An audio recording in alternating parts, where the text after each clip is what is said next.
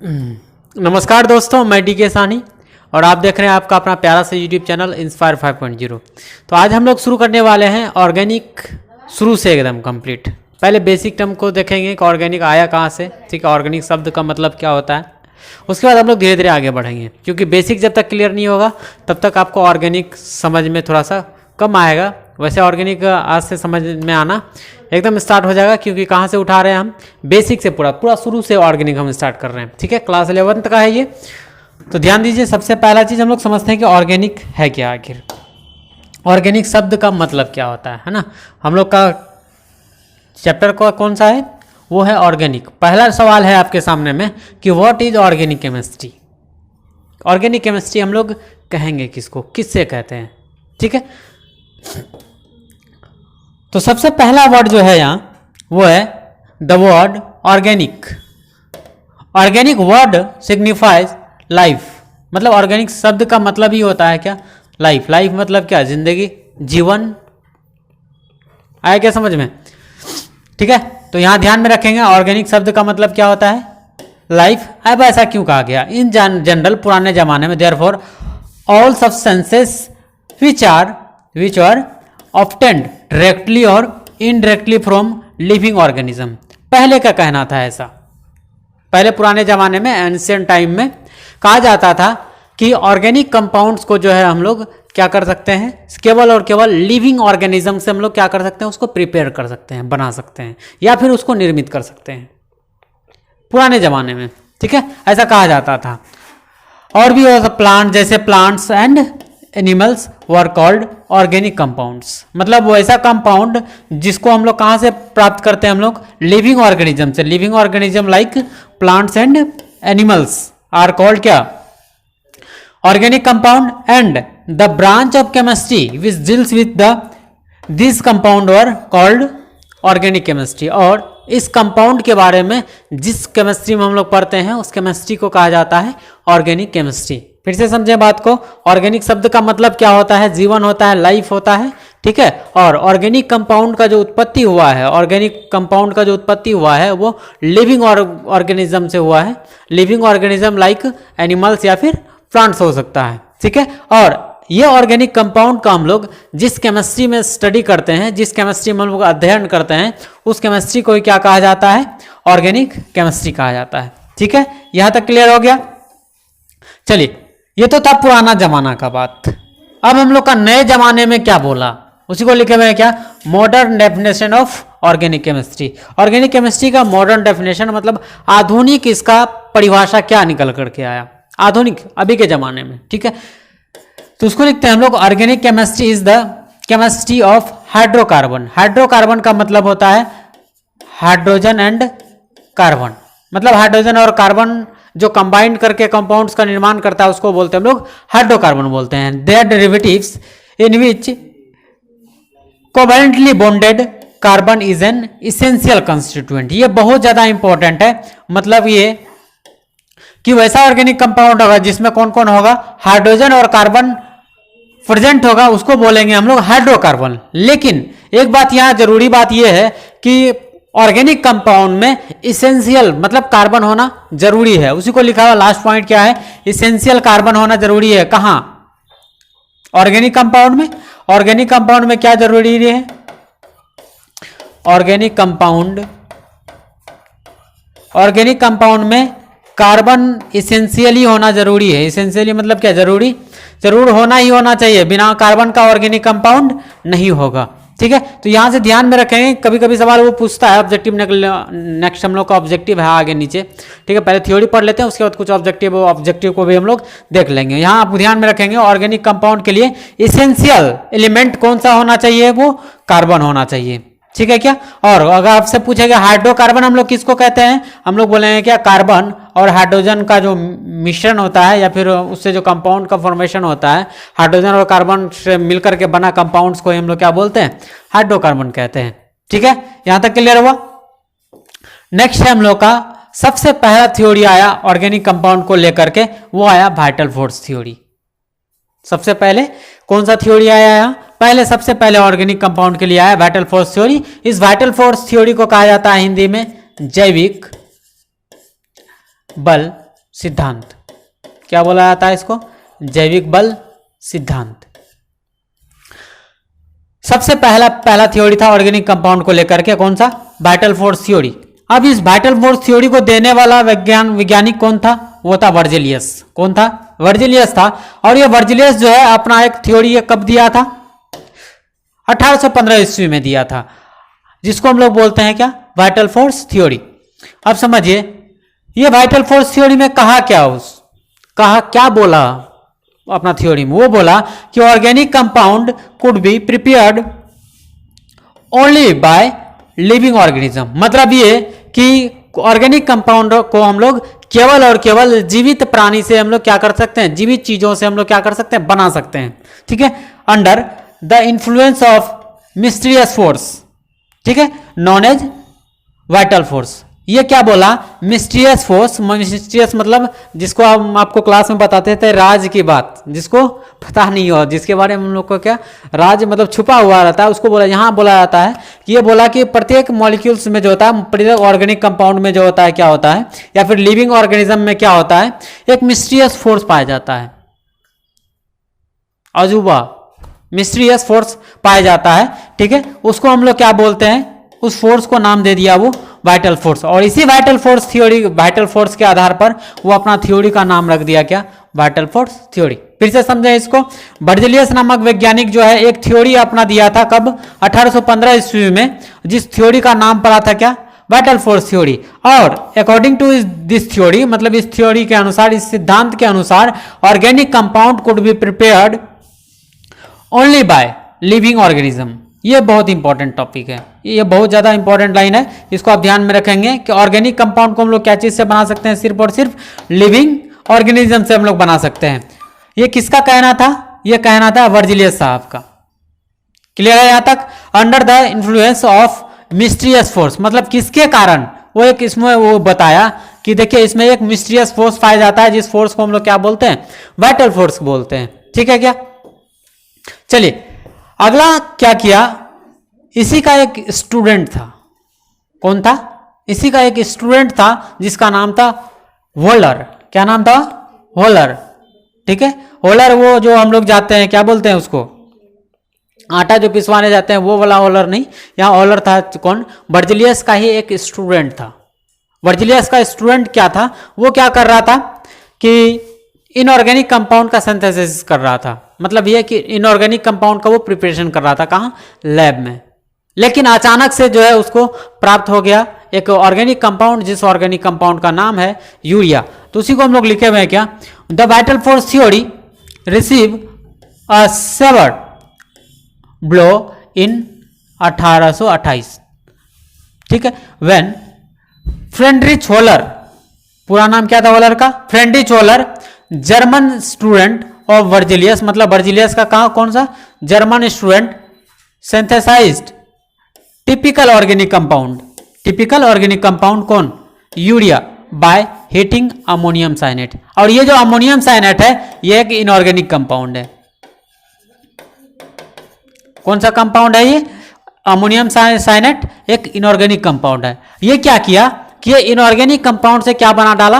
Organic compound बना डाला। लेकिन इसका गुरुजी जो था, इसका गुरुजी कौन? इसका गुरुजी वर्जिलियस। उसका गुरुजी बोला था ऑर्गेनिक कंपाउंड को हम लोग क्या चीज से बना सकते हैं? सिर्फ और सिर्फ लिविंग ऑर्गेनिज्म से हम लोग इसको प्रिपेयर कर सकते हैं, बना सकते हैं। और दूसरा जी ये भी बोला था कि देखिए इसको आप लैब में नहीं बना सकते। लेकिन देखिए ठीक उसका उल्टा हुआ, चूंकि नॉन लिविंग थिंग्स से बनता है कौन? Inorganic compound. अब ये नॉन लिविंग थिंग से बनता है कौन? Organic compound. मतलब क्या कि निर्जीव चीजों से बनता है इनऑर्गेनिक कंपाउंड। अब ये निर्जीव चीजों से अगर इनऑर्गेनिक कंपाउंड बनता है तो ये ऑर्गेनिक कंपाउंड बनना कैसे बनेगा? कौन सा? इनऑर्गेनिक कंपाउंड अगर है तो इनऑर्गेनिक कंपाउंड से तो हम लोग नहीं बना सकते ऑर्गेनिक कंपाउंड। ऑर्गेनिक कंपाउंड इससे तो हम लोग नहीं बना सकते। तो उसको इसके अनुसार जो है, जब ये इनऑर्गेनिक कंपाउंड से होलर ऑर्गेनिक कंपाउंड कौन सा बना दिया? यूरिया बना दिया। तो जिसके कारण जो है इसका थ्योरी को, किसका थ्योरी को? बर्जिलियस का थ्योरी को बहुत बड़ा धक्का लगा। और भी साइंटिस्ट जा करके देखा कि भाई देखते हैं कि क्या ये सच बात है, इनऑर्गेनिक कंपाउंड से मतलब नॉन लिविंग थिंग से भी हम लोग क्या करते हैं, ऑर्गेनिक कंपाउंड को प्रिपेयर कर सकते हैं। तो देखा गया कि हाँ सच में तो कर रहा है। तो वो क्या किया, अपना क्या किया होलर, अब ये कैसे कैसे किया था, सबसे पहले क्या किया, in an attempt to prepare ammonium cyanate by the reaction of silver cyanate with ammonium chloride. ये क्या किया, सबसे पहले सिल्वर साइनेट का रिएक्शन जो है करा दिया किसके साथ में, अमोनियम क्लोराइड के साथ में। जब ये अमोनियम क्लोराइड के साथ में रिएक्शन कराया तो रिएक्शन कराने के बाद मिला उसको अमोनियम साइनेट। ये कौन है, अमोनियम साइनेट, इसका नाम है ammonium साइनेट।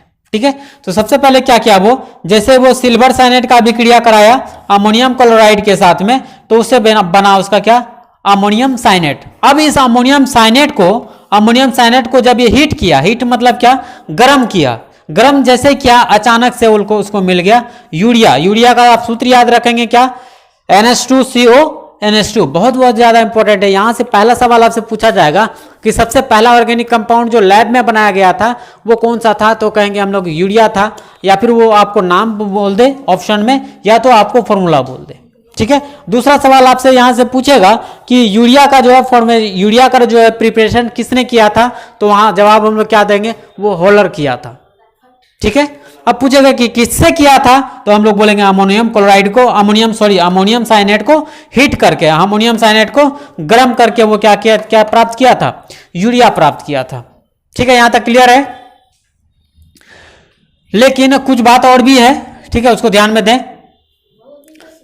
Urea had already been isolated from human urine by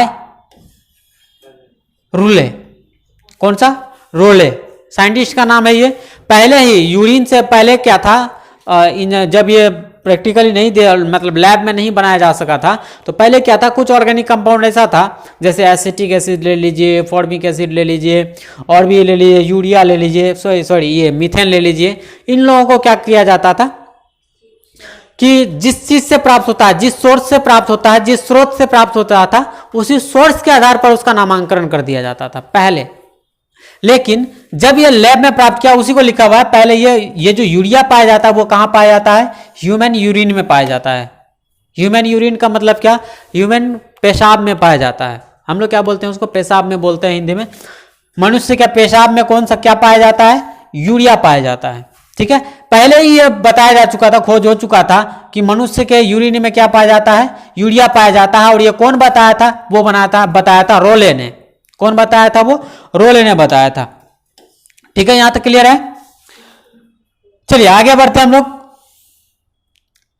आगे है, जैसे ही ऑर्गेनिक कंपाउंड यूरिया का फॉर्मेशन हुआ, प्रिपरेशन हुआ, उसके बाद क्या किया, ढेर सारा साइंटिस्ट अपना अपना दिमाग खोपड़िया लगाने लगा। अब खोपड़िया लगाया सबसे पहले कौन, कॉल्बेज साहब। कौन लगाया पहले खोपड़िया, वो लगाया कॉल्बेज साहब। पहला ऑर्गेनिक कंपाउंड बनाने वाला का नाम क्या, होलर, ये ना। फिर जो है अगला ऑर्गेनिक कंपाउंड बना के रख दिया, वो कौन, एसिटिक एसिड। एसिटिक एसिड कौन बनाया, वो कॉल्बेज। ये सवाल पूछा जाता है कि एसिटिक एसिड का प्रिपरेशन जो है कौन किया था।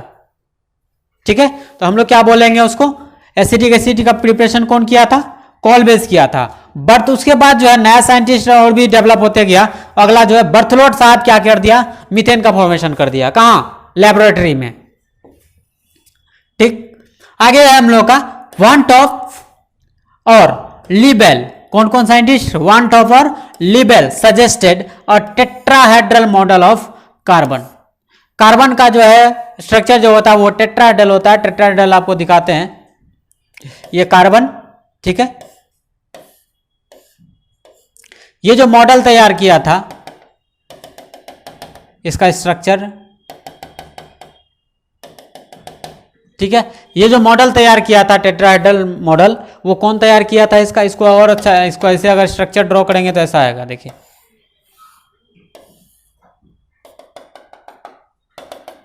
ठीक है, ये टेट्राहेड्रल स्ट्रक्चर है। और ये जो मॉडल कार्बन का बनाया था, वो बनाया था कौन, वन टॉप और लीबेल ने। यहां से सवाल पूछेगा कि कार्बन का जो है टेट्राहेड्रल मॉडल किसने तैयार किया था, तो हम लोग क्या बोलेंगे, वन टॉप और लीबेल ने किया था। याद रहेगा क्या? पहला चीज बोलेगा एसिटिक एसिड का फॉर्मेशन कौन किया था? एसिटिक एसिड को लैब में कौन बनाया था? तो हम लोग बोलेंगे क्या? कॉल्वे साहब ने बनाया था। तो बोलेगा मीथेन को कौन बनाया था? हम लोग कहेंगे बर्थलोट साहब ने बनाया था। ठीक है, उसके बाद कोकुल और कॉपर, कोकुल और कॉपर क्या किया था? वो टेट्रा वैलेंसी के बारे में कार्बन का बताया था। कार्बन का वैलेंसी कितना? 4 होता है। ये किसने बताया था? तो बोलेंगे केकुल और कॉपर ने। ठीक है, अगला पूछेगा कि टेट्राहेड्रॉन मॉडल कौन दिया था? तो हम लोग बोलेंगे क्या? वान टॉप और लीबेल ने। ठीक है, वही बोलेगा कि यूरिया का निर्माण लैब में कौन किया था? तो हम लोग कहेंगे वॉलर ने किया था।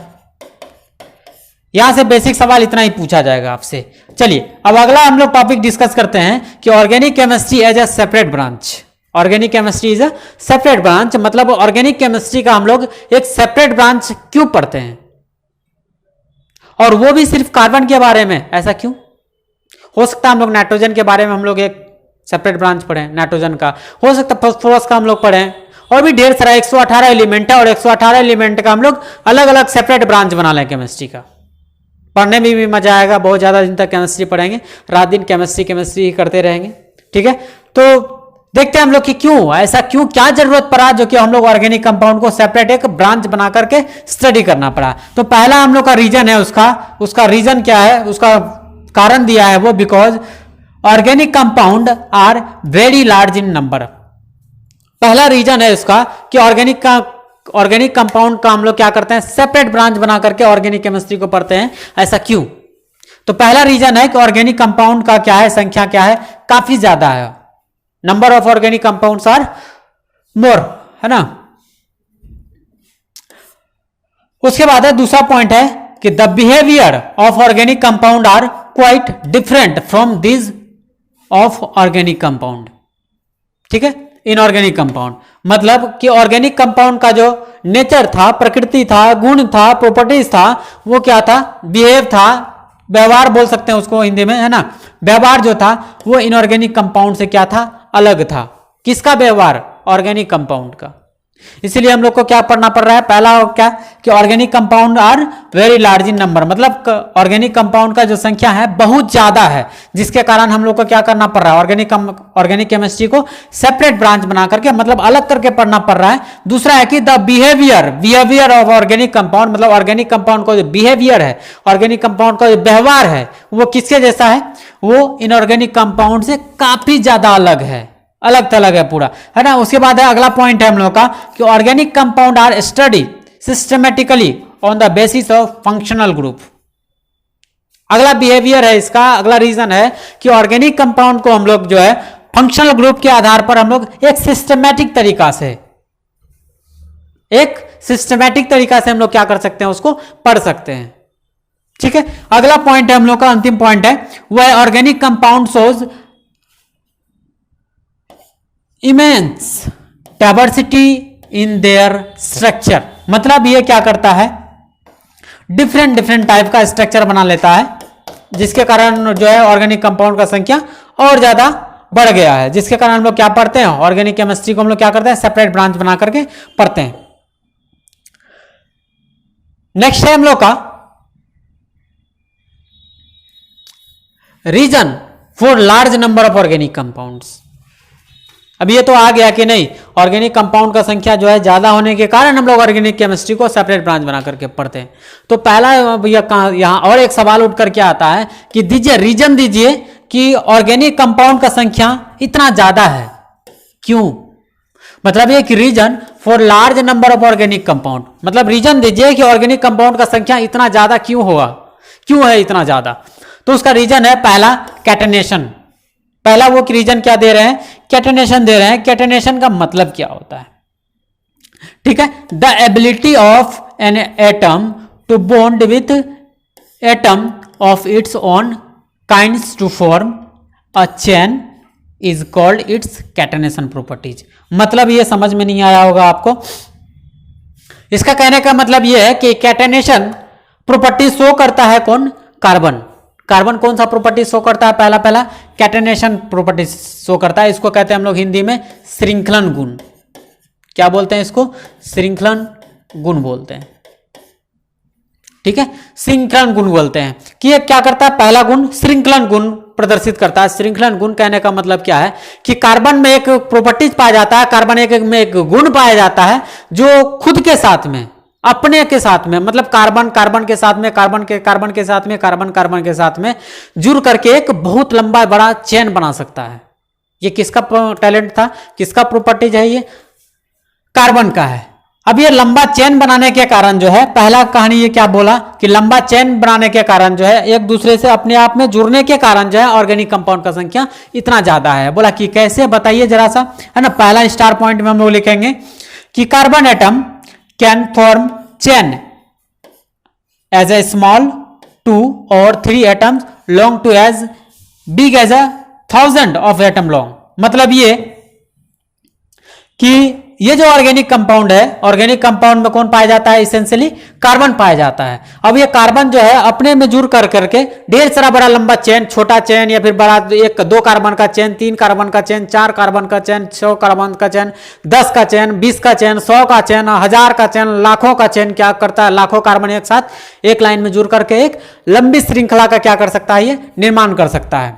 ठीक है, जैसे हम लोग समझे इसको कि कार्बन कार्बन कार्बन के साथ में जुड़ा, और भी हम लोग बना सकते हैं ढेर सारा, और भी बना सकते हैं हम लोग। ठीक है, और ये बोला है क्या, अगला पॉइंट है हम लोगों का कि दे can form ring of different size. मतलब ये कार्बन जो है अलग अलग प्रकार का क्या कर सकता है, रिंग का भी फॉर्मेशन कर सकता है। अब रिंग का फॉर्मेशन मतलब क्या, रिंग का फॉर्मेशन मतलब ये क्या कर सकता है, कार्बन रिंग जैसा स्ट्रक्चर भी बना सकता है। जैसे और भी ले सकते हैं हम लोग, और भी ले सकते हैं हम लोग,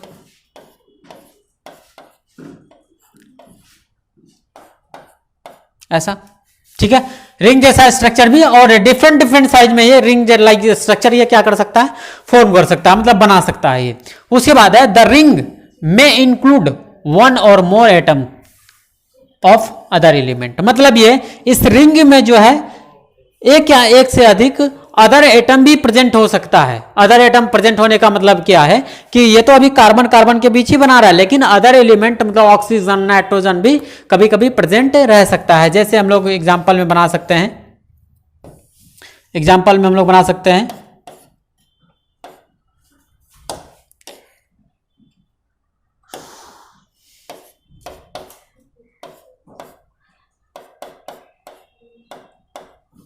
ठीक है, और भी बना सकते हैं हम लोग।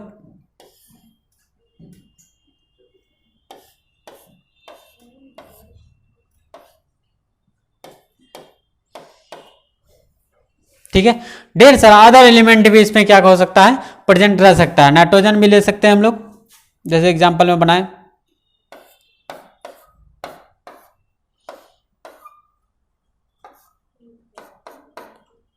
सेम हो गया क्या, छोड़ दो इसको।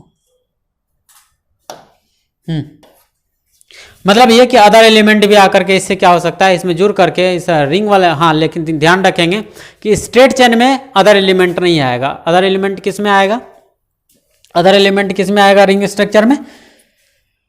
ठीक है, तो मतलब पहला समझ गए आप कि ये क्या कर सकता है, शॉर्ट चेन, 1 कार्बन का, 2 कार्बन का चेन, 3 कार्बन का चेन, 5 कार्बन का चेन, 10 कार्बन का चेन, 100 कार्बन का चेन, 20 कार्बन का चेन, 1000 कार्बन का चेन, लाख कार्बन का चेन क्या कर सकता है, आपस में जुड़ करके एक कार्बन, दूसरा कार्बन, तीसरा कार्बन, चौथा कार्बन, इस तरह से ढेर सारा कार्बन जुड़ करके एक श्रृंखला का निर्माण कर सकता है, मतलब चेन का निर्माण कर सकता है। दूसरा पॉइंट है हम लोगों का क्या कि ये क्या कर सकता है, ये रिंग का भी फॉर्मेशन कर सकता है। जैसे आप एग्जांपल में देख रहे हैं कि रिंग का फॉर्मेशन 3 कार्बन का रिंग है, और ये कितना कार्बन का रिंग है, 4 कार्बन का रिंग है, और ये कितना कार्बन का रिंग है, 6 कार्बन का रिंग है। लेकिन ये बोला कि अदर एलिमेंट भी इसके रिंग में हो सकता है, तो अदर एलिमेंट हम लोग नाइट्रोजन ले लिए, इसमें कौन सा एलिमेंट ले लिए हम लोग, इसमें कौन सा एलिमेंट ले लिए हम लोग, ऑक्सीजन ले लिए। तो इस तरह से हम लोग क्या कर सकता है ये कि कैटेनेशन प्रॉपर्टीज भी शो कर सकता है। नेक्स्ट है हम लोगों का अगला स्टार पॉइंट है कि दे कैन फॉर्म, अच्छा इसके बारे में हम लोग डिस्कस ऊपर ही कर लिए। ठीक है, इसके बारे में हम लोग डिस्कस कर चुके हैं। अच्छा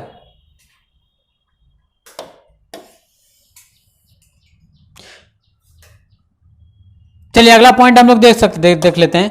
अगला पॉइंट है हम लोग का, they can form ring of different size the different way में included one or more atom of other also the chain और ring can have branch and cross link. मतलब ये कि ये जो चेन का तो निर्माण करेगा ही, साइक्लिक स्ट्रक्चर का निर्माण करेगा है, रिंग जैसा स्ट्रक्चर का निर्माण करेगा है, लेकिन इसमें ब्रांच भी हो सकता है और ये क्रॉस भी जुड़ सकता है कार्बन। अब ये क्रॉस कैसे जुड़ता है कार्बन, जरा देख लेते हैं हम लोग। ब्रांच होने का क्या मतलब ये टेढ़ा मेढ़ा भी चेन को का फॉर्मेशन कर सकता है ऐसा, ठीक है। ये आपस में क्या कर सकता है, क्रॉस लिंक भी जुड़ सकता है,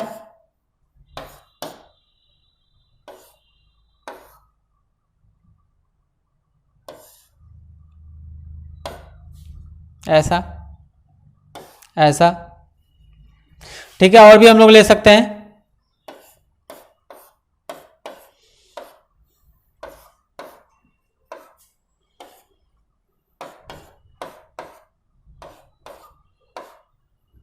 ठीक है। ऐसे भी ये क्या कर सकता है, आपस में जुड़ सकता है। ये हो गया क्रॉस लिंक वाला। और ये कौन सा है कि ये क्या कर सकता है, ब्रांच का फॉर्मेशन। ब्रांच हम लोग किसको कहते हैं, देखिए ब्रांच हम लोग किसको कहते हैं, पहले तो ये मेन चेन होता है, मेन चेन को छोड़ करके जो बच जाता है इसको ही हम लोग क्या कहते हैं, ब्रांच बोलते हैं। जैसे ये वाला में हम लोग सिलेक्ट करें तो ये वाला हम लोग का हो जाएगा क्या, लंबा चेन हो जाएगा। लंबा चेन को, लॉन्गेस्ट चेन को जो छोड़ करके बच जाता है उसको हम लोग क्या बोलते हैं, ब्रांच बोलते हैं। और ये हम लोग का कौन सा है, साइक्लिक स्ट्रक्चर है, ठीक है। यहां तक क्लियर है सबका। अगला इसका प्रॉपर्टीज है ability to form covalent bond. किसका एबिलिटी है, ये कार्बन का एबिलिटी है। कार्बन का अगला एबिलिटी क्या है, अगला एबिलिटी है कि यह क्या कर सकता है, कोवैलेंट बॉन्ड बनाता है। किसके साथ में, वो हाइड्रोजन के साथ में कोवैलेंट बॉन्ड बना सकता है, ऑक्सीजन के साथ में बना सकता है, सल्फर के साथ में, नाइट्रोजन के साथ में, फास्फोरस के साथ में, बोरोन के साथ में, फ्लोरीन के साथ में, क्लोरीन के साथ में, ब्रोमीन के साथ में, आयोडीन के साथ में। मतलब यह कि carbon form strong covalent bond with atom such as hydrogen, oxygen, sulphur, phosphorus, bromine, fluorine, chlorine, iodine, ठीक है। इन लोगों के साथ में क्या करता है, वो कोवैलेंट बॉन्ड बनाता है। कैसे बनाता है, सपोज दैट कार्बन को क्लोरीन के साथ में जोड़ना है। अभी हम कंप्लीट इसका पूरा बॉन्ड नहीं पढ़ा रहे हैं, ठीक है, यहाँ ध्यान रखें। अभी हम लोग सिर्फ समझ रहे हैं कि ये बॉन्ड का फॉर्मेशन करता है। देखिए कार्बन इसके बाद का ऑक्सीजन के साथ हम लोग जानते हैं कितना बॉन्ड बनाता है, डबल बॉन्ड बनाता है। उसके बाद कार्बन नाइट्रोजन के साथ में कौन सा बॉन्ड बनाता है, ट्रिपल बॉन्ड बनाता है। फ्लोरीन के साथ में कौन सा बॉन्ड बनाता है, कार्बन सिंगल बॉन्ड बनाता है। ब्रोमीन के साथ में कार्बन कौन सा बनाता है, सिंगल बॉन्ड बनाता है। आयोडीन के साथ में कौन सा बनाता है, सिंगल। और ये जो आप देख पा रहे हैं है ना, ये बॉन्ड जो है ये कोवैलेंट बॉन्ड है। कौन सा बॉन्ड है, ये कोवैलेंट बॉन्ड। मतलब ये कि कार्बन जो है अदर एलिमेंट के साथ में, अदर तत्वों के साथ में, दूसरे तत्वों के साथ में कार्बन क्या कर सकता है, कोवैलेंट बॉन्ड का निर्माण कर सकता है, ठीक है। नेक्स्ट है, तीसरा है इसका properties ability to form double and triple bond.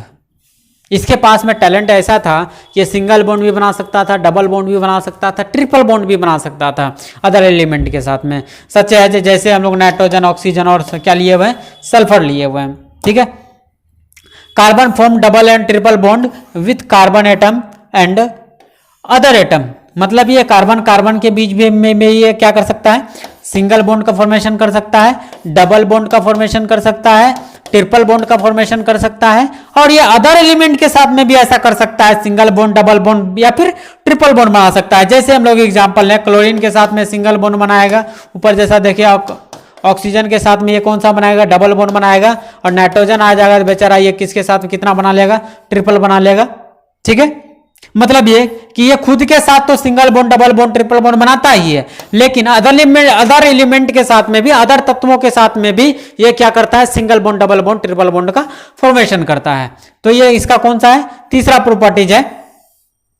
ये किसका क्या चीज का प्रॉपर्टीज पढ़ रहे हैं कि ऑर्गेनिक कंपाउंड का संख्या इतना क्या क्यों ज्यादा है। तो पहला हम लोग पढ़े कैटेनेशन, दूसरा पढ़े ability to form covalent bond, और तीसरा हम लोग पढ़े क्या, ability to form single bond, double bond और ट्रिपल बॉन्ड। और चौथा हम लोग पढ़ने वाले हैं इसका प्रॉपर्टीज क्या, existence of isomers. Existence of isomers, existence of isomers. ऐसा आप 10th में सुने होंगे आइसोमर्स के बारे में कि सेम मॉलिक्यूल किसी ऑर्गेनिक कंपाउंड का अगर सेम मॉलिक्यूलर फॉर्मूला होता है लेकिन स्ट्रक्चरल फॉर्मूला अगर उसका अलग अलग होता है, डिफरेंट होता है, तो उसको हम लोग क्या बोलते हैं? उसको कहते हैं हम लोग आइसोमर।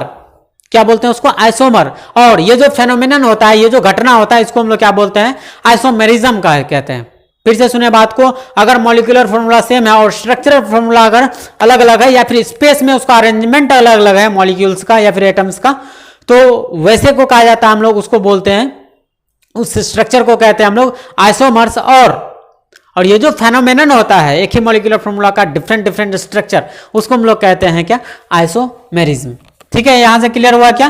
कि अगला हम लोग का है कि एग्जिस्टेंस ऑफ आइसोमर्स, मतलब ये कि कार्बनिक कंपाउंड में, मतलब ऑर्गेनिक कंपाउंड में जो है आइसोमर्स एग्जिस्टेंस होने के कारण जो है ऑर्गेनिक कंपाउंड का संख्या क्या है? ज्यादा है। जैसे हम लोग बात करें in general C4H10 molecular formula किसका है? ये आप जानते होंगे कि ये 4 कार्बन है तो ब्यूटेन का है।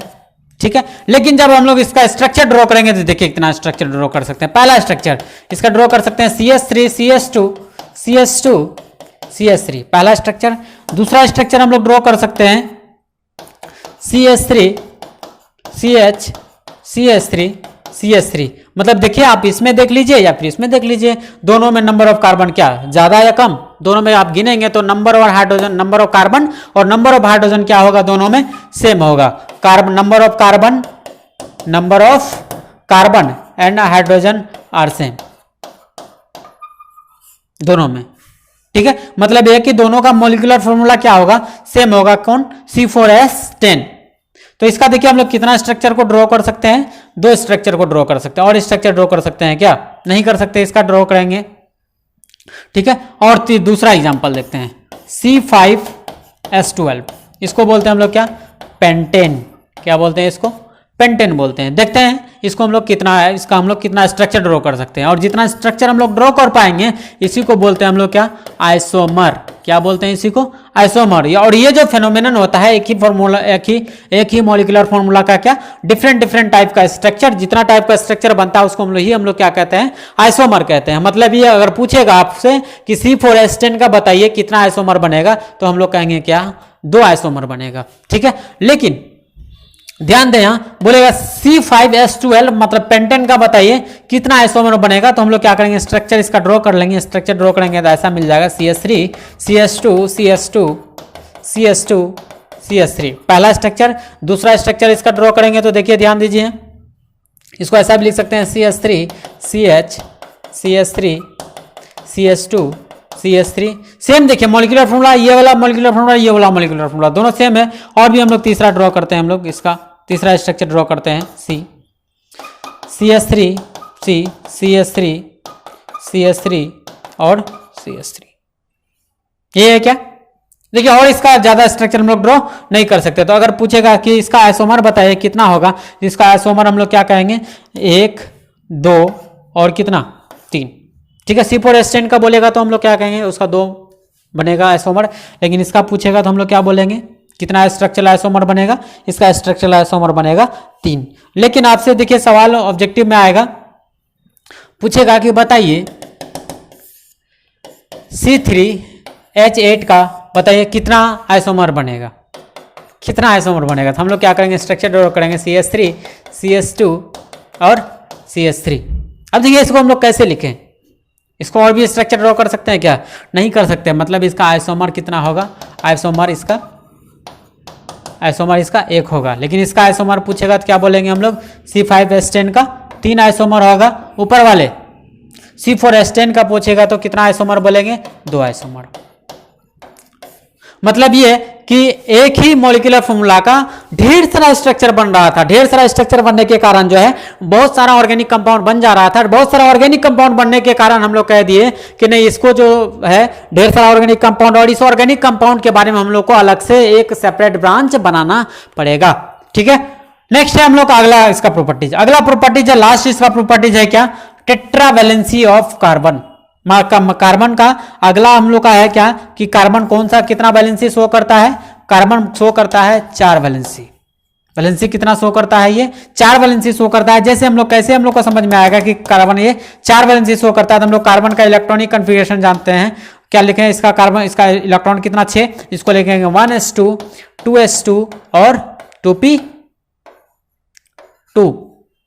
है ना। अब देखिए इसका ऑर्बिटल, अगर हम लोग ऑर्बिटल डायग्राम अगर बना लें, पी में कितना ऑर्बिटल होता है, 3 ऑर्बिटल होता है। अब देखिए इसमें तो 2 इलेक्ट्रॉन है, लेकिन इसमें देखिए तो 2 इलेक्ट्रॉन है।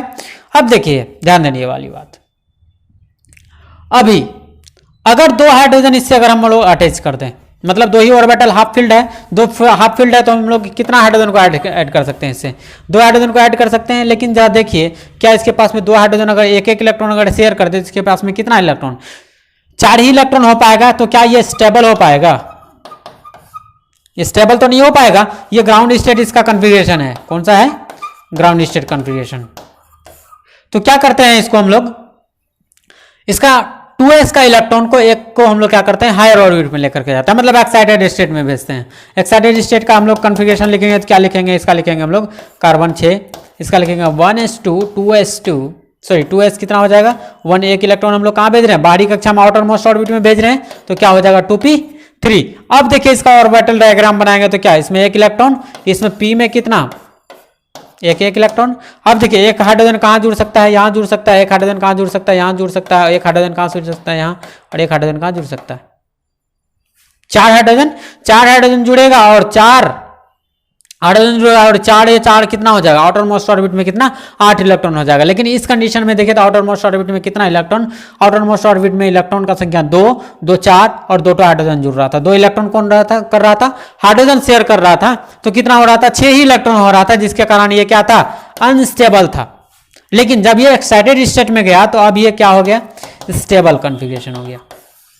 ठीक है, तो हम लोग इंजीनियरिंग जानते हैं कि कोई एलिमेंट दूसरे एलिमेंट के साथ में कंबाइंड, केमिकली कंबाइंड क्यों करता है, कोई उसके साथ में किसी के साथ में बॉन्ड क्यों बनाता है, या फिर इलेक्ट्रॉन आपस में क्यों शेयर करता है। तो हम लोग क्या कहेंगे उसको कि इलेक्ट्रॉन इसलिए शेयर करता है ताकि वो चाहता है कि हम क्या हो जाए, स्टेबल हो जाए, अस्थाई हो जाए। अस्थाई होने के लिए क्या करता है, वो इलेक्ट्रॉन का शेयरिंग करता है।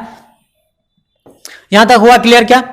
चलिए अब इससे रिलेटेड आपके सामने में कुछ क्वेश्चन है। अभी जो हम लोग पढ़े इस पे रिलेटेड क्या है हम लोग का क्वेश्चन है ऑब्जेक्टिव पूछ रहे हैं आपसे कि पहला आपके सामने में सवाल है कि विच of the following considered N organic compound, मतलब इनमें से 4 ऑप्शन में से बताइए कि किसको हम लोग ऑर्गेनिक कंपाउंड कंसीडर करेंगे, कौन है इसमें ऑर्गेनिक कंपाउंड।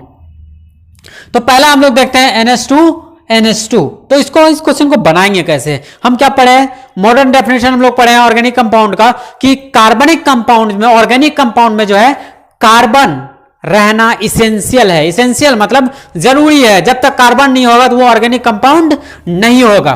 तो हम लोग देखिए पहला वाला ऑप्शन तो कैंसिल हो गया। दूसरा ऑप्शन NH2CONH2, यही तो यूरिया है। क्या है ये, यूरिया है। ये कौन सा कंपाउंड है, ऑर्गेनिक कंपाउंड है। ये तो ऑर्गेनिक कंपाउंड होगा नहीं।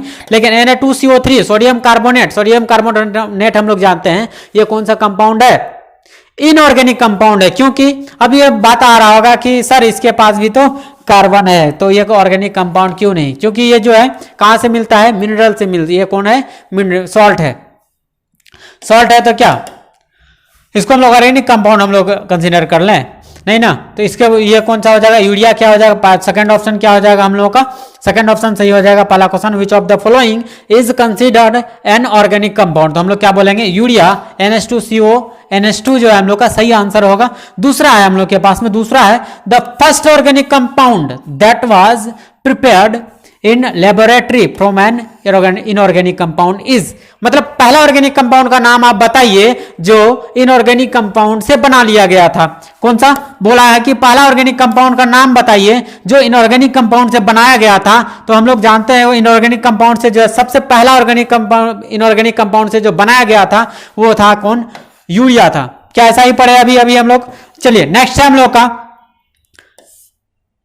Who was the first to prepare an organic compound in the laboratory from an inorganic compound, मतलब कौन ऐसा वैज्ञानिक था, कौन ऐसा पागल वैज्ञानिक था जो कि सबसे पहले जो है लेबोरेटरी में बनाया था कौन, ऑर्गेनिक कंपाउंड। तो हम लोग क्या बोलेंगे, होलर बनाया था। कौन बनाया था? होलर बनाया था। पहले क्या बोला था? ये तो वाइटल फोर्स थ्योरी दिया था, ठीक है। बर्थलोट क्या किया था? बाद में बनाया था। ये कॉल्बे साहब में भी क्या किया था? बाद में एसिटिक एसिड बनाया था। लेकिन इनऑर्गेनिक ये तो ऑर्गेनिक कंपाउंड से ही बनाया था, ये भी ऑर्गेनिक कंपाउंड से ही बना था। लेकिन ये होलर एक ऐसा साइंटिस्ट था जो कि क्या किया था? Inorganic compound. कौन सा इनऑर्गेनिक कंपाउंड? अमोनियम साइनेट से क्या किया था? वो यूरिया का फॉर्मेशन किया था। कौन? होलर ने, ठीक है। यहां से आ गया ऑप्शन कौन सा हो जाएगा सही? सी ऑप्शन हो जाएगा। नेक्स्ट है हम लोगों का the essential constituent of N organic compound is, मतलब कौन सा एलिमेंट है, कौन सा कण है जो जरूरी है ऑर्गेनिक कंपाउंड में होना। तो हम लोग कहेंगे क्या कि वो तो कार्बन है। अगर कार्बन नहीं रहेगा तो ऑर्गेनिक कंपाउंड होगा ही नहीं। तो ऑप्शन कौन सा सही हो जाएगा? आपका फर्स्ट ऑप्शन सही हो जाएगा। उसके बाद नेक्स्ट है अगला 5वां सवाल है कि ओरिजिनली सच में urea was consider N organic compound because, बोल रहा है कि यूरिया को सच में माना गया है ऑर्गेनिक कंपाउंड। क्यों? तो उसका रीजन दे के रखा है। पहला वो बोला है कि इट कंटेन कार्बन। ऑर्गेनिक का ये बोला है कि यूरिया को जो है ऑर्गेनिक कंपाउंड माना गया है। इसका रीजन बताइए कि क्यों। इसका रीजन वो पहला दिया है क्या? It contain carbon. चलिए ठीक है, ऑर्गेनिक कंपाउंड है जिसमें कार्बन होना जरूरी है। दूसरा ऑप्शन है it was isolated from human urine. ठीक है, ये भी बात सही है कि ह्यूमन यूरिन से ही क्या बनाया जाता है? यूरिया बनाया जाता है। फर्स्ट पहला ऑर्गेनिक कंपाउंड यूरिया को जो है किस ह्यूमन यूरिन से ही बनाया जाता है। दूसरा ऑर्गेनिक कंपाउंड में क्या जरूरी है? कार्बन रहना जरूरी है, ठीक है। उसके बाद it was prepared in laboratory, इसको लेबोरेटरी में प्रिपेयर किया गया, इसीलिए हम लोग कहते हैं इसको। उसके बाद it was a covalent compound, इसलिए बोला गया इसको यूरिया। बिल्कुल नहीं, हम लोग क्या कहेंगे इसको कहां बनाया गया था? इसको कहां बनाया गया था? लेबोरेटरी में। और लेबोरेटरी में बनाया तो गया था, लेकिन ये क्या कंटेन करता है? कंटेन क्या करता है? ये कार्बन कंटेन करता है, ठीक है। वैसे ये ऑप्शन और ये ऑप्शन दोनों लगभग सेम ऑप्शन है, क्योंकि it was prepared in laboratory में प्रिपेयर किया गया। चूंकि किससे प्रिपेयर किया गया था? ये इनऑर्गेनिक कंपाउंड से प्रिपेयर किया गया था। कार्बन तो इसेंशियली होना जरूरी है ही, लेकिन ऑप्शन यहां आपका क्या हो जाएगा? फर्स्ट वाला ऑप्शन आपका सही हो जाएगा, ठीक है। नेक्स्ट हम लोग का the first organic compound that was synthesized from its constituent element, मतलब ये बोल रहा है कि पहला ऑर्गेनिक कंपाउंड का आप नाम बताइए जो पहले जो है बनाया गया था, उसी के कार्बन का ही, मतलब ऑर्गेनिक कंपाउंड कार्बन से ही, कार्बन को ही लेकर के बनाया गया था लेबोरेटरी में। वो कौन सा था? तो हम लोग कहेंगे वो था एसिटिक एसिड। एसिटिक एसिड को कौन बनाया था? कॉल्बे साहब ने। और कॉल्बे साहब ने जो है कार्बनिक कंपाउंड से ही बनाया था क्या? Acetic acid. कहां बनाया था? वो लैब में बनाया था, ठीक है। नेक्स्ट है हम लोग का सवाल कि the chemist who first synthesized acetic acid, मतलब ये वो साइंटिस्ट का नाम बताइए, वो पागल वैज्ञानिक का नाम बताइए जो कि एसिटिक एसिड का निर्माण किया था। तो अभी हम लोग ऊपर में डिस्कस किए, कौन किया था? वो कॉल्वेज ने किया था। किसने किया था? कॉल्वेज ने निर्माण किया था। किसका? एसिटिक एसिड का। उसके बाद हम लोग का 8वां सवाल है कि apart from carbon the most abundant element in the organic compound, मतलब कार्बन के अलावा ऑर्गेनिक कंपाउंड में सबसे ज्यादा पाए जाने वाला एलिमेंट्स कौन सा है? तो हम लोग कहेंगे कि ज्यादातर तो देखते हैं हाइड्रोजन को। हाइड्रोजन ही चिपका हुआ रहता है किससे? कार्बन से। तो हाइड्रोजन क्या हो जाएगा? इसका सही आंसर हो जाएगा। क्योंकि देखिएगा ऑर्गेनिक कंपाउंड में सबसे ज्यादा जो आपको मिलेगा किसका संख्या मिलेगा? हाइड्रोजन का संख्या मिलेगा। नाइट्रोजन ऑक्सीजन का भी संख्या मिलता है, लेकिन बहुत कम मिलता है, ठीक है। तो ऑप्शन कौन सा हो जाएगा? ऑप्शन बी इसका सही आंसर हो जाएगा। उसके बाद 9वां सवाल है कि carbon form millions of compound, carbon जो है मिलियंस मतलब 10 लाख 20 लाख 50 लाख करोड़ इतना ऑर्गेनिक कंपाउंड बनाता है, ठीक है। क्यों बताइए, कारण बताइए। तो इसका कारण है पहला ये बोल रहा है कि it has covalent, it is क्या? टेट्रावैलेंट, मतलब ये टेट्रावैलेंसी शो करता है पहला, ठीक है। दूसरा इट फॉर्म कोवैलेंट कंपाउंड, यह कोवैलेंट कंपाउंड का निर्माण करता है इसीलिए। उसके बाद है it has exceptionally strong catenation properties, ये भी ठीक है। इट्स कंपाउंड एक्सेबिट आइसोमेरिज, क्या हम लोग का ये अप्रोप्रिएट सही आंसर है? क्या आपको यही भी सही लग रहा होगा? इट इज टेट्रावैलेंट, सही बात है। कार्बन क्या है? टेट्रावैलेंट है। उसके बाद है इट फॉर्म कोवेलेंट कंपाउंड, ये भी सही बात है कि कार्बन किसका फॉर्मेशन करता है? कोवेलेंट कंपाउंड का निर्माण करता है। उसका सी ऑप्शन है it has an exceptionally strong catenation, strong catenation properties होता है, यूनिक गुण होता है कार्बन का, लॉन्गेस्ट चेन वगैरह formation, longest chain, branch wise chain और साइक्लिक स्ट्रक्चर, ढेर सारा टाइप का स्ट्रक्चर बनाने का। ये सी भी आपको लग रहा होगा सही ऑप्शन है। लेकिन सवाल को समझिए, ये सवाल क्या बोल रहा है कि कार्बन जो है मिलियंस मतलब बहुत सारा ऑर्गेनिक कंपाउंड का निर्माण करता है। उसका कारण क्या है? मेनली क्या कारण है? तो हम लोग पढ़े क्या? आइसोमेरिज्म। आइसोमेरिज्म मतलब क्या? आइसोमेरिज्म मतलब ये कि मॉलिक्यूलर फार्मूला एक तो रहेगा। क्या रहेगा? मॉलिक्यूलर फार्मूला, मॉलिक्यूलर फार्मूला रहेगा सेम, लेकिन इसी से हम लोग बहुत सारा स्ट्रक्चर बना करके ढेर सारा ऑर्गेनिक कंपाउंड को क्या कर सकते हैं? बना सकते हैं। तो मेन रीजन होगा इसका ये क्या कि ये क्या कर सकता है? ये आइसोमेरिज्म को शो करता है, ये समावयवता को शो करता है, समावयवता प्रदर्शित करता है। इसलिए आंसर कौन हो जाएगा? इट्स कंपाउंड एक्सहिबिट क्या? आइसोमेरिज्म। इसलिए ऑर्गेनिक कंपाउंड का संख्या क्या है? बहुत ज्यादा है। ठीक है, मेन कारण है। अगला है carbon can form double bond with, मतलब ये कि कार्बन किसके साथ में डबल बॉन्ड बनाता है? कार्बन कार्बन के साथ में single bond, double bond, triple bond भी बनाता है। नाइट्रोजन के साथ में सिर्फ ट्रिपल बॉन्ड बनाता है। ठीक है, ऑक्सीजन के साथ में क्या करता है? डबल बॉन्ड बनाता है। अब देखिए समझिए, कार्बन के साथ में सिंगल बॉन्ड भी बनाता है, कार्बन के साथ में डबल बॉन्ड भी बनाता है। ठीक, यहाँ ये कार्बन के साथ में डबल बॉन्ड बनाता है, ये प्योरली सही है। ठीक है, इसमें नाइट्रोजन में कभी कभी मिलेगा आपको कार्बन कार्बन के बीच डबल बॉन्ड भी मिलेगा, कार्बन कार्बन के बीच में ट्रिपल बॉन्ड भी, sorry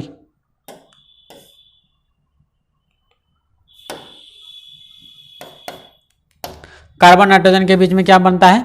triple bond in generally बनता है। ठीक है, तो आंसर हम लोग का क्या हो जाएगा? न ये होगा और न ही ये होगा। इसमें भी देखिए डबल बॉन्ड भी बनाता है, ये कभी कभी क्या कर सकता है? ये ट्रिपल बॉन्ड भी बनाता है जब टूटता है बॉन्ड तो। ठीक है, टूटेगा बॉन्ड तो इस पे क्या आ जाएगा? नेगेटिव आ जाएगा, इस पे पॉजिटिव हो जाएगा। ये डबल बॉन्ड में भी एग्जिस्ट करता है और कभी कभी तो हम लोग क्या बोलेंगे? इसका आंसर क्या हो जाएगा?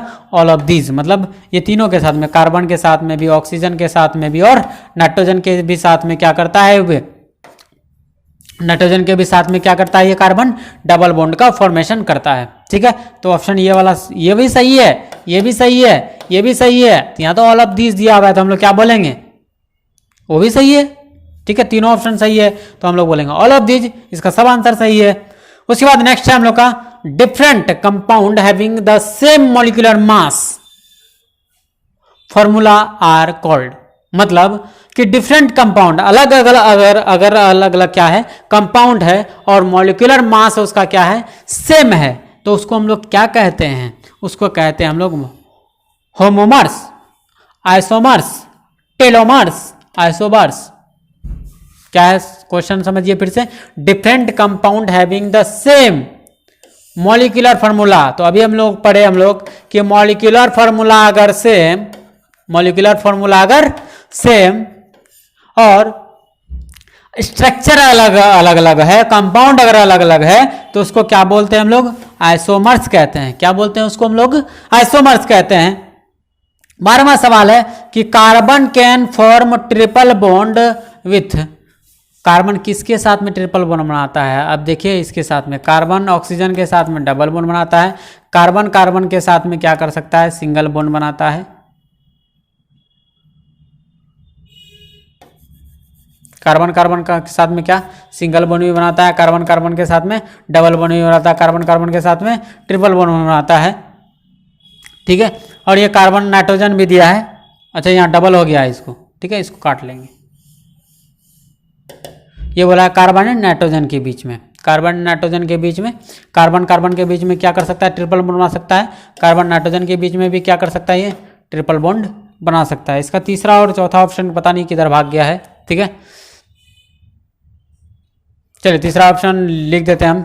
सी ऑप्शन में आप लिख लीजिएगा, सी ऑप्शन में लिखिएगा क्लोरीन, डी ऑप्शन में लिख लीजिएगा ब्रोमीन। ठीक है, 4 ऑप्शन पढ़ा लिया है, क्योंकि इसमें 2 ही ऑप्शन पूरा हुआ है। पहला ऑप्शन ये, ठीक है। ऑक्सीजन के साथ में ट्रिपल बॉन्ड बनाता है, बिल्कुल नहीं, ये गलत आंसर है। उसके बाद कार्बन कार्बन के बीच में ट्रिपल बॉन्ड बनाता है, ये सही बात है। और नाइट्रोजन के साथ में भी क्या करता है, ट्रिपल बॉन्ड बनाता है। क्लोरीन के साथ में वो क्या, सिंगल बॉन्ड बनाता है। ब्रोमीन के साथ में भी वो क्या, सिंगल बॉन्ड बनाता है। इसलिए ऑप्शन हम लोग का कौन सा सही हो जाएगा, ऑप्शन बी हम लोग का सही आंसर होगा। चलिए हम लोग अगला क्वेश्चन देख लेते हैं, क्वेश्चन नंबर 13। क्वेश्चन नंबर 13 क्या हो रहा है, कह रहा है, पहले पढ़ते हैं हम लोग, ठीक है। क्वेश्चन 13 बोल रहा है कि हाउ मेनी कार्बन स्केलेटन, मतलब कि कितना आप स्केलेटन इसका बना सकते हैं, कितना आप टाइप का आप स्ट्रक्चर बना सकते हैं। Etch containing 4 carbon atoms can be constructed, मतलब 4 कार्बन से आप कितना स्केलेटन ड्रॉ कर सकते हैं, मतलब कि कितना आप स्ट्रक्चर इसका बना सकते हैं। तो देखते हैं हम लोग बनाते हैं स्ट्रक्चर की, कितना स्ट्रक्चर इसका बना सकते हैं। पहला स्ट्रक्चर तो हम लोग बना सकते हैं ऐसा सीधा सीधा सा 4 कार्बन। दूसरा स्ट्रक्चर हम लोग ड्रॉ कर सकते हैं, इसमें भी कितना कार्बन, 4 कार्बन। तीसरा स्ट्रक्चर हम लोग ड्रॉ कर सकते हैं, ठीक है। और चौथा स्ट्रक्चर हम लोग ड्रॉ कर सकते हैं,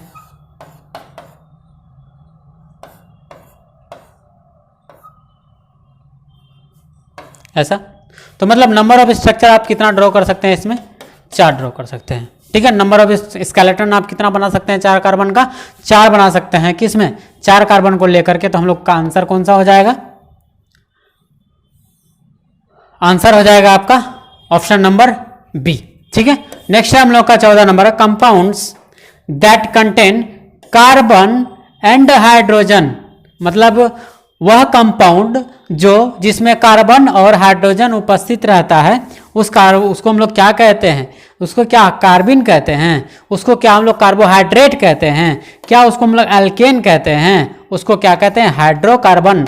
हाइड्रोजन एंड कार्बन से बना कंपाउंड को हम लोग क्या बोलते हैं, हाइड्रोकार्बन कहते हैं, ठीक है। क्या ऑप्शन नंबर कौन सा हो जाएगा, ऑप्शन डी आपका सही आंसर। हम लोग देखते हैं अगला क्वेश्चन नंबर 16 है, how many carbon skeleton etch containing 3 carbon atom can be constructed, मतलब अभी 4 कार्बन का दिया था, अब कितना दिया वो कि 3 कार्बन से आप कितना स्केलेटन आप क्या कर सकते हैं, ड्रॉ कर सकते हैं। ड्रॉ करके देखते हैं 3 कार्बन, पहला तो ऐसा,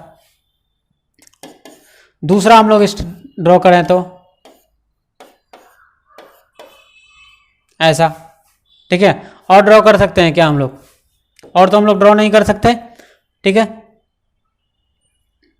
तो हम लोग का ऑप्शन कौन सा हो जाएगा, 2 स्ट्रक्चर हम लोग ड्रॉ कर सकते हैं, तो इसको क्या बोलेंगे, ऑप्शन नंबर 2 सही हो जाएगा।